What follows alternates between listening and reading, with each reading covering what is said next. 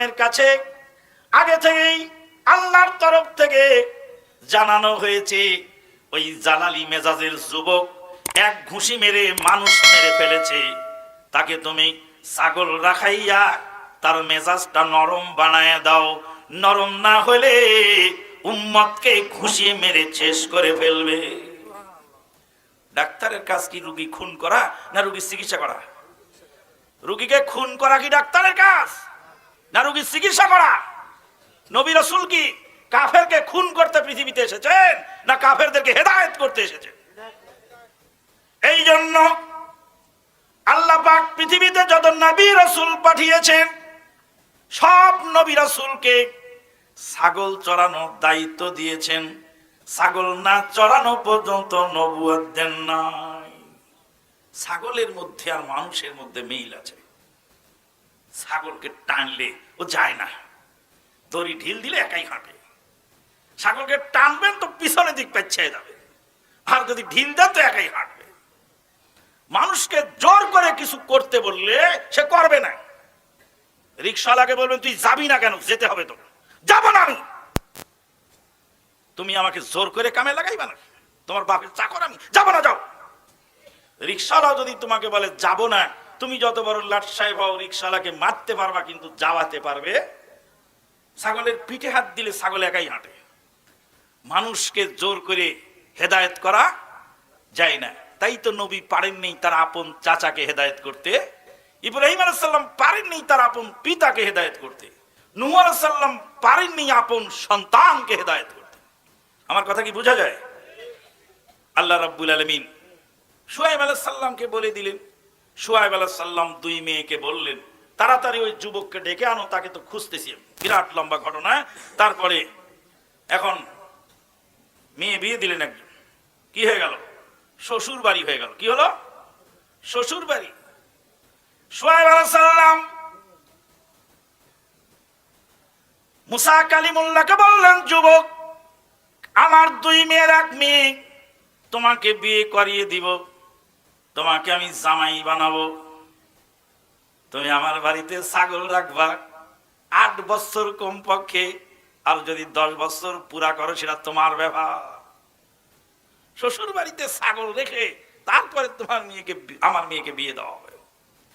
এখনকার যুবকেরা চায় শ্বশুরকে দিয়ে গরু রাখায়নি তারপর ওর মেয়েকে বিয়ে করবে। আর মুসা আলাইহিস সালাম কি করলেন? শ্বশুর বাড়িতে ছাগল রাখলেন। ঘর জামাই ছিলেন কিনা? মুসা আলাইহিস সালাম ঘর জামাই ছিলেন কিনা? এক শ্রেণীর আলেম ওলামারা বলেন শ্বশুর বাড়িতে 3 দিনের বেশি খাওয়া যায় না। ওরা লেখাও জানে না, পড়াও জানে না, ওরা হলো মূর্খ মুক্তি। লেখাপড়া করে কথা বলতে হয়। আল্লাহর নবীর স্ত্রী আয়েশা সিদ্দিকার বিয়ে হয়েছিল আল্লাহর নবীর সাথে। তখন মা আয়েশার বয়স কত ছিল? 6 বছর। যখন ঘরে তুলে নিলেন তখন বয়স কত হলো? কয় বছর ছিল শ্বশুর বাড়িতে? 3 বছর ছিল শ্বশুর বাড়িতে নবীর স্ত্রী। তো নবীর জাকাত খাওয়া হয় না, তোমার হবে কেন? এইসব মূর্খ মুফতি ঠেলার চোটে চ্যালেঞ্জ করে জাতিকে পাগল বানাবার চেষ্টায় আছে। পাবনায় পাঠাই দিবেন এসব মুফতিকে, মেরামত করে দিব, নাট বোর্ড সব টাইট করে দিব। নবীর স্ত্রী বাপের বাড়িতে থাকলেন কয় বছর? 3 বছর। শুআয়ব আলাইহিস সালামের জামাই মুসা কালিমুল্লাহ শ্বশুর বাড়িতে থাকলেন কয় বছর? 10 বছর। কম আল্লাহ রাব্বুল আলামিন তোমাদেরকে তোমাদের মায়ের পেট থেকে বের করেছেন লা তা'লামুনা শাইআ, এমন অবস্থায় তোমরা কিছুই জানতে না। মায়ের পেট থেকে বের হওয়ার সময় তোমরা কিছুই জানতে না। এটা কে বললেন? আল্লাহ। আল্লাহ বলেন মানুষ মায়ের পেট থেকে বের হওয়ার সময় কিছুই জানে না। আর কেতাবালায় লেখে 18 পারা মুখস্থ করলো। আল্লাহ নবী 40 বছর বয়সে নবুয়ত পাচ্ছেন।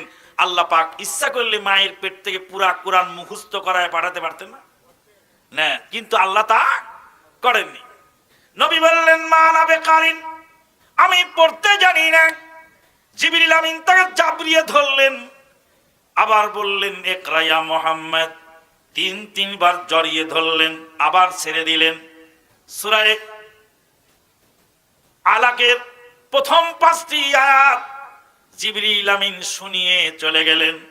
আল্লাহর নবী কাঁপতে কাঁপতে মা খাদিজার কাছে আসলেন, বললেন, খাদিজা রে, আজকে আমি এমন এক ভয়ানক দৃশ্য দেখেছি। 600 ডানা মেলিয়ে আসমান ঘিরিয়ে ফেলেছে। বিশাল এক দৈত্য দানব আকৃতির মানুষ এসে আমাকে জাপলিয়ে ধরেছে। খাদিজা, আমি ভয় পেয়ে গেছি। মা খাদিজা বলেন, আপনি কোনোদিন মানুষের ক্ষতি করেন নাই, আপনার ক্ষতিও আল্লাহ করবেন না, আপনার চিন্তার কারণ নাই। মা খাদিজার মুখে হাসির ঝিলি। এই কারণেই তো সব দিয়েছিলাম তোমাকে, তুমি তো নবী হয়ে গেছো বোঝা যাচ্ছে। চলো ওয়ারাকা বিন নওফলের কাছে। এখনকার মা বলে না, এতটা ধৈর্য আছে, স্বামী যদি ভয় পায় তো স্ত্রী তো মরেই যায়। হ্যাঁ, ও তো মরেই যায়, মরে ভূত হয়ে যায় স্বামী যদি ভয় পায়। কিন্তু মা খাদিজা স্বামীকে সান্ত্বনা দিচ্ছেন। ওয়ারাকা বিন নওফলের কাছে নিয়ে গেলেন। কথাটা মনে পড়ে গেল, আল্লাহ তাকে জান্নাত নসিব করুন, আল্লাহুম্মা আমিন। আমার প্রথমা স্ত্রী, যিনি গত বছর ইন্তেকাল করলেন 2012 সালে, আমাকে বলে, তোমার ডায়াবেটিস মাপো না কেন? তা আমি ডায়াবেটিস মাপে কি করবো? ডায়াবেটিস মাপলে তো ধরা পড়বে, ধরা পড়লেই তো তখন মেজাজ খারাপ হয়ে যাবে, কাজেই মাপার দরকার না, মাপাই ভালো। আরে মাপো ডায়াবেটিস, তোমার সমস্যা দেখা যাচ্ছে, আমি মনে করছি ডায়াবেটিস ধরে গেছে। ডাক্তারকে ফোন দিয়েছে, ফোন দিয়ে বলছে, ডাক্তার সাহেব তাড়াতাড়ি ডায়াবেটিস মারা মেশিন আমার বাসায় আসে, আমার স্বামীটার ডায়াবেটিসটা মেপে দেন আগে। তো ডাক্তার এসে ডায়াবেটিস মেপে বলছে, ডায়াবেটিস তো মাশাআল্লাহ 17 পয়েন্ট। কয় পয়েন্ট? 17 পয়েন্ট প্রথমে ধরা পড়ছে। ডায়াবেটিস কোথায় যায় এবার দেখবো। গেলাম বাহরাইন সফরে, রুটি কিনি আর খাই, আর সাগরের পার দিয়ে সকালে হাঁটি, ডায়াবেটিস কোথায় থাকে? এবার দেখলাম মেপে দেখলাম 5, আলহামদুলিল্লাহ। তাহলে চিকিৎসা, স্বামীর চিকিৎসার জন্য স্ত্রীর অবদান, ভূমিকা, ডাক্তারের কাছে খবর দেওয়া, খোঁজ খবর রাখা, কি খায় না খায়, ওষুধ খাওয়া হয়েছে কিনা, এগুলো আদর্শ রমণীর কাজ। মহিলা যদি নিজের হিসাব নিজে না রাখতে পারে, স্বামীকে কখন সে টাইম দিবে, সময় করবে? মা খাদিজা আল্লাহর নবীকে সান্ত্বনা দিলেন।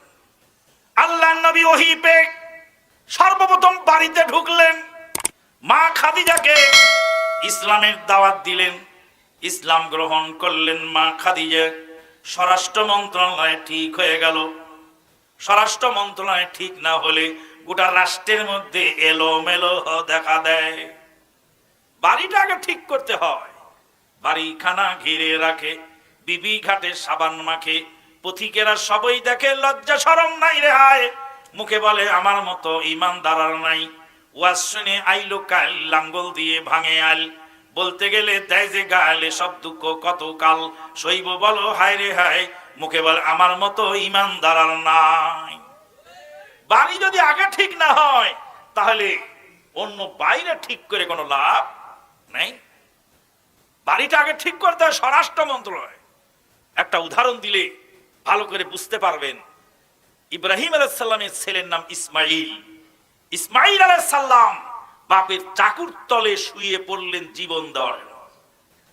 ফালাম্মা বালাগা মাহুস সায়া ক্বালা ইয়া বুনাইয়া ইন্নী আরা ফিল মানাম আন্নী আযবাহুক ফানজুর মাযা তারা ক্বালা ইয়া আবাতি ফাআল মা তু'মারু সাতাজিদুনি ইনশাআল্লাহু মিনাস সাবিরিন।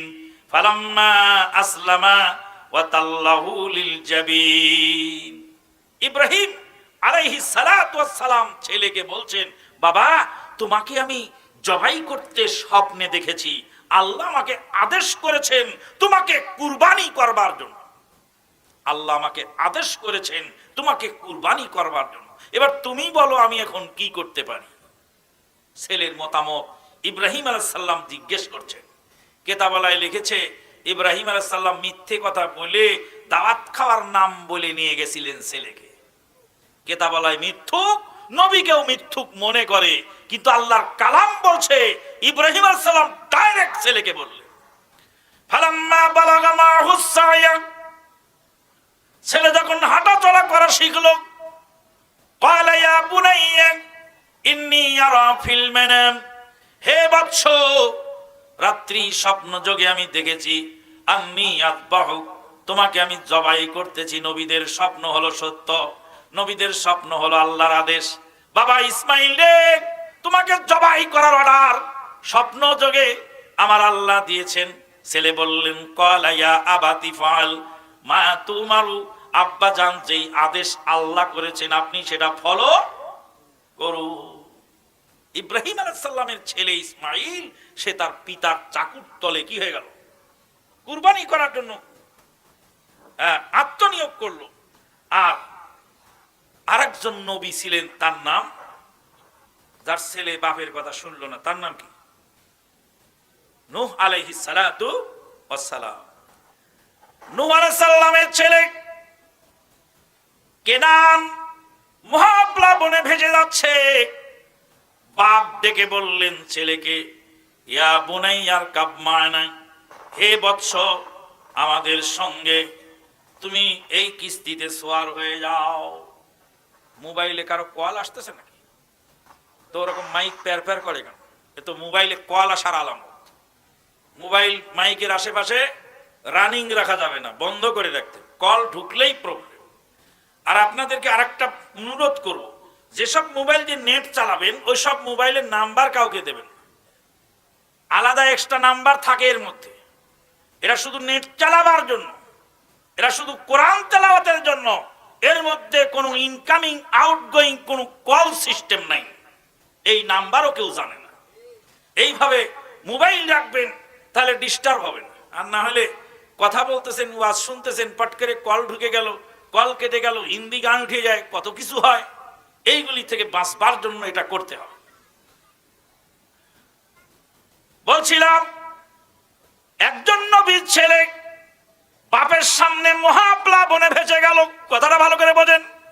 আর এক নবীর ছেলে চাকুর তলে শুয়ে পড়ল, এটাও নবীর বেটা, ওটাও নবীর বেটা, দুইজনই নবীর ছেলে। পার্থক্য ছিল কোথায়? দুইজন নবীর ছেলের মধ্যে পার্থক্য কি? হ্যাঁ, একজন বলেন কা? ইমানের পার্থক্য। আর একজন কে বললেন? স্ত্রী। মারহাবা। যে জিলাপি তলার লোক নাকি? জিলাপি তলায় বাড়ি? মাশাআল্লাহ। আরে জিলাপি তলা থেকে যে উত্তর দিয়ে যায়, তোমরা দিতে পারো না? ঘটনা নাকি? আল্লাহু আকবার। জিলাপি তলা থেকে এসে উত্তর দিয়ে গেল, তোমরা কি করো এখানে বসে থাকে? আল্লাহু আকবার। মাশাআল্লাহ। একটা পুরস্কার দেওয়া দরকার তো, মুরব্বী লোকটা ওখানে এত সুন্দর উত্তরটা দিল, একটা পুরস্কার দেওয়া দরকার না? হ্যাঁ, কি পুরস্কার দেবে? দোয়া, একটা পুরস্কার তো ফ্রি পুরস্কার। একটা পুরস্কার, সুন্দর একটা আতরের শিশি আছে, ওইরকম করে নেয় নাকি? উঠে আসেন, হ্যাঁ উঠে আসেন, উঠে আসেন। জিলাপি তালানারা খুব খুশি হয়ে যাচ্ছে রে। হ্যাঁ, ওদিক দিয়ে আসেন, ওদিক দিয়ে আসেন। পুরস্কারটা সভাপতির হাত দিয়ে নিবেন।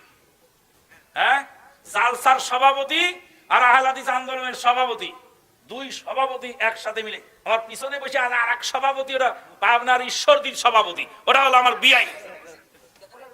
হ্যাঁ, একটু দেখান সমাজ। এই যে এটা হলো জেলা সভাপতি,